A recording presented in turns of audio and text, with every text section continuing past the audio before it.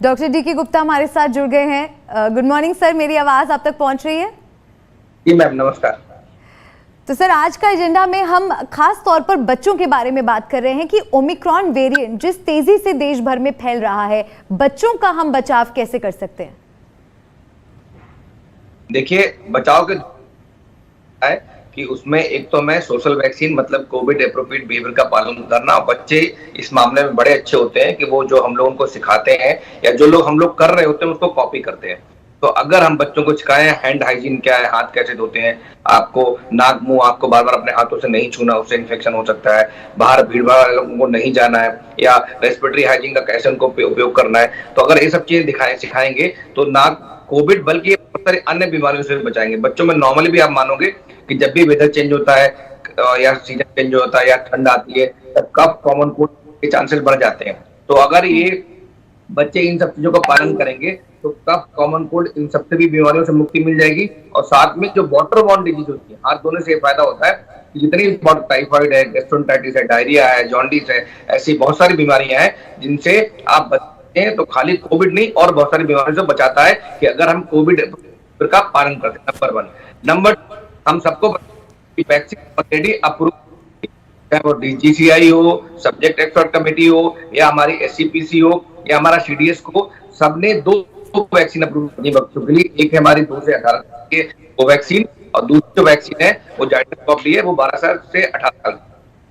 तो ये दोनों वैक्सीन अप्रूव हो चुकी है, बट अभी तक लगनी चालू नहीं हुई है। लगभग 40 करोड़ ऐसे बच्चे टोटल इंडिया में जो इन वैक्सीन के लिए एलिजिबल हैं, जिनको वैक्सीन लगनी चाहिए। तो कहीं ना कहीं इसमें देरी हो रही है। तो मैं आपके माध्यम से सरकार से गुजारिश करूंगा, और जो कंपनीज है उनसे गुजारिश करूंगा, जो अथॉरिटीज है जैसे नेशनल टेक्निकल एडवाइजरी कमेटी है जो ऑन इम्यूनाइजेशन, एनटीएजी जिसको बोलते हैं हम लोग, तो वो उन लोगों को जल्द से जल्द लेना चाहिए और वैक्सीन को रोल आउट करना चाहिए, सो दैट हमारे बच्चे जल्द से जल्द इम्यूनाइज हो पाए, वैक्सीनेट हो पाए और वो इससे प्रोटेक्ट हो पाए।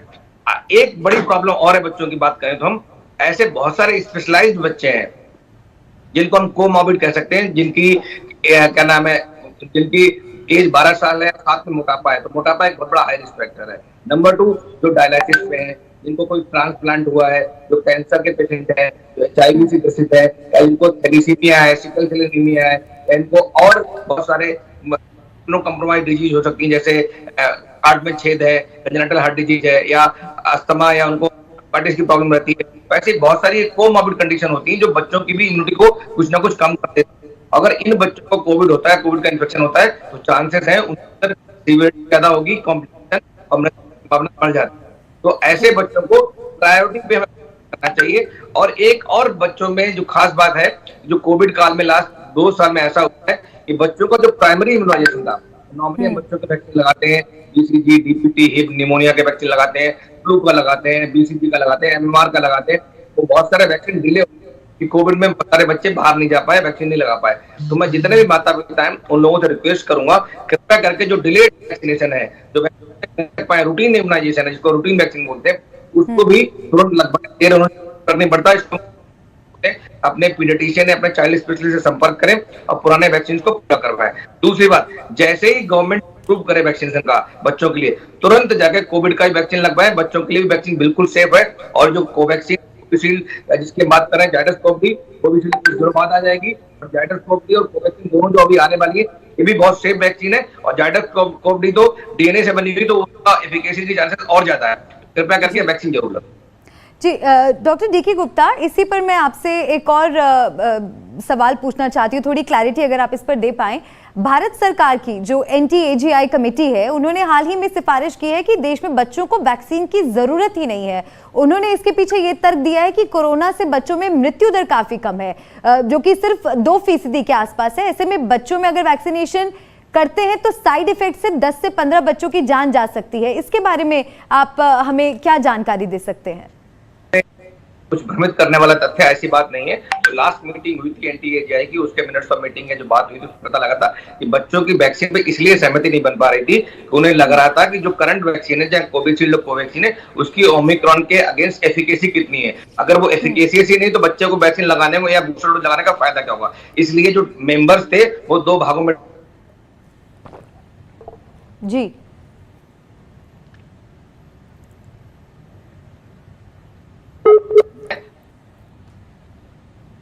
और लैब में देखना है कि हमारे जो करंट वैक्सीन है, चाहे कोविशील्ड है, कोवैक्सीन है या स्पुतनिक है, उनकी एफिकेसी करंट ओमिक्रॉन के अगेंस्ट कितनी है। तो उसकी वजह से वो लोग वेट कर रहे हैं कि उनकी कोई रिपोर्ट आ जाए, उसके बाद हम पर डिसीजन लेंगे। 2 डिसीजन को लेने हैं, बात करें। एक डिसीजन लेना है बूस्टर डोज या एडिशनल डोज देनी है या नहीं देनी है, और देनी है तो एज ग्रुप को देनी है। दूसरा, बच्चों की वैक्सीन की रोल आउट के लिए परमिशन कब देनी है और कब रोल आउट करनी है। 2 बातें हैं, तो दोनों बातें एनआईवी की स्टडी पर डिपेंडेंट है। मोस्ट प्रोबेबली, मैं फिर बता रहा हूँ, संभवतः आपके चैनल के माध्यम से अगले हफ्ते एनटीएजीआई की मीटिंग हो रही है, एनआईवी के साथ मीटिंग हो रही है, और हम अगले हफ्ते बच्चों का अप्रूवल की संभावना है, पूरी संभावना है। इवन हो सकता है बूस्टर डोज पे भी कुछ ना कुछ गाइडलाइंस आ जाएंगी, तो हमें थोड़ा धैर्य रखना चाहिए। बट जिन लोगों को अभी तक प्राइमरी वैक्सीन नहीं लगा घर में, या जिनको सेकेंड डोज लगनी है, माता पिता को घर में बुजुर्ग है, कोई भी है, तो उन सबको अपना प्राइमरी इम्यूनाइजेशन कंप्लीट करना चाहिए, और उसके बाद हम बूस्टर डोज की बात